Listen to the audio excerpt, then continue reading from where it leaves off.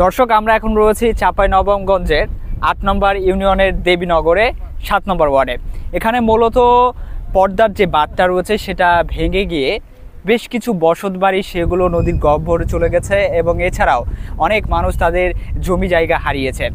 জানিয়ে রাখতে চাই, এই চাঁপাইনবাবগঞ্জের পদ্মার পানির যে বিপদ সীমা সেটা হচ্ছে 22.05 এবং এটা গত হচ্ছে 14 আগস্ট সর্বোচ্চ পানি উঠেছিল 21.73। এখন পানির যে উচ্চতা রয়েছে সেটা হচ্ছে 20.77 এবং আমরা এখন আপনারা হয়তো দেখতে পাচ্ছেন যে পদ্মার যে গ্রাস ভাঙ্গন সেটাই, এবং এটার কারণে অনেক মানুষ, শত শত মানুষ যে এখানকার যে বাসিন্দা রয়েছেন তারা তাদের যে জমি এবং বাড়ি সেগুলো হারিয়েছেন।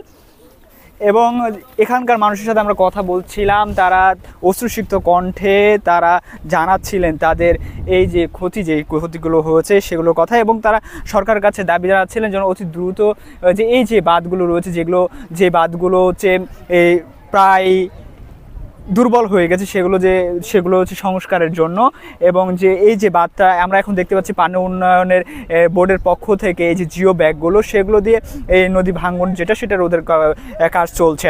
আমরা এই বিষয়ে এখন হচ্ছে এখানকার স্থানীয়দের সাথে একটু কথা বলবো এবং তাদের কথাগুলোই শোনার চেষ্টা করব।